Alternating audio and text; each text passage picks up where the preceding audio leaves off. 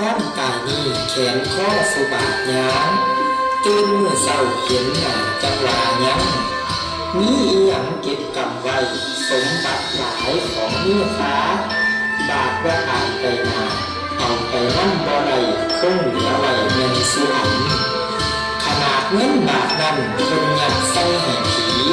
กับยังมีค้นหาเชื่อเอาหน้าจุดไว้เข้าอยู่ในไตลาให้เฮ็ดบุญเอาไว้เพิ่งหาล้มขุมอาบายห้อนนั่นสิได้ซอยสู้ผู้ฟังถือผู้ฟังเธอ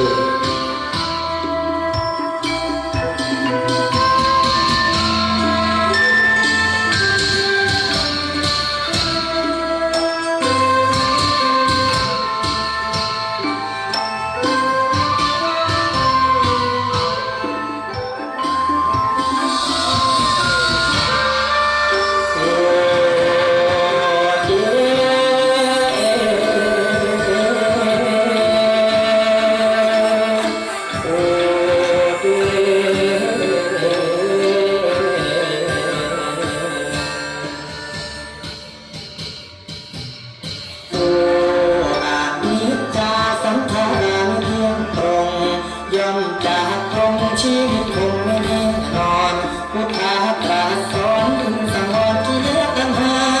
สิ้นตาหน้าชีวาของอดหน่วยความเจ็บป่วยสิไว้ยังเป็นผงเมายิ่งกว่าเนาเฝ้าบนยืนนอนคืนห้องตัวป่วยแย่ร่างกายวิญญาณทั้งมองมาลายเลือดแก่เจ็บกายเลี้ยงกายว่าชนดวงดวงเอ๋ย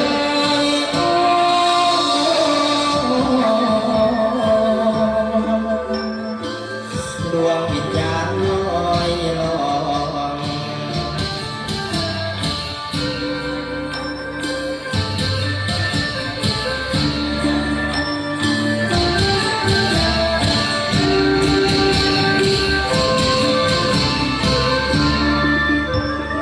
สันละเสริญเจ้าให้เนา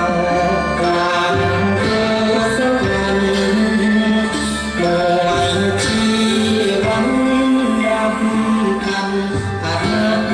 ตาด้วยเงินฟ้ามีคำหล่นคู่พาบ่ได้ตายชีวาป่วยฟ้าเป็นข้า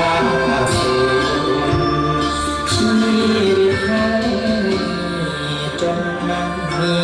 บ่ซ้ำกันแต่ความตายมันซ้ำกันนักเพียงเขามีบ่ยอมมาการคนมาเอาอันข้างสู้โศกเศร้าสิ่งวางเปล่าแต่เขา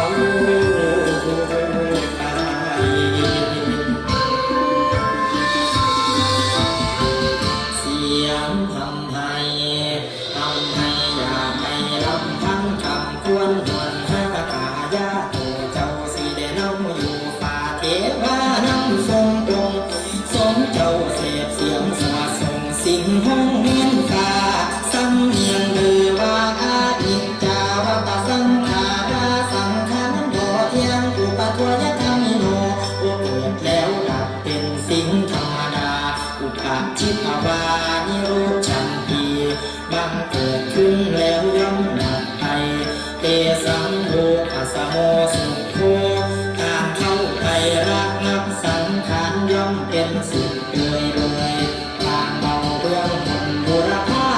คนตาหน้าผาจิ้มลงค่อยเกษาไม่ต่างคนนั้นป่วยแม่นสิรวยรุ่นกาบาลมีเก่งกาเบิดเวลาอยู่โลกโศกเจ้าดังผีต่อจากนี้ให้เฝ้าทำความดีมึงพอไรยังบ่ถึงสวงฟ้าผู้ป่าไปแล้วลาไล่โลกดวงเอ้ยดวงวิญญาณของเจ้าหักให้กระทำพรบุญแก่เขาจังสิได้เอิ้นหา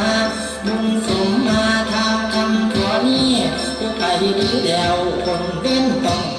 อวิญญาณของเจ้า อยู่ป่าสะพาทำแห่งบุญ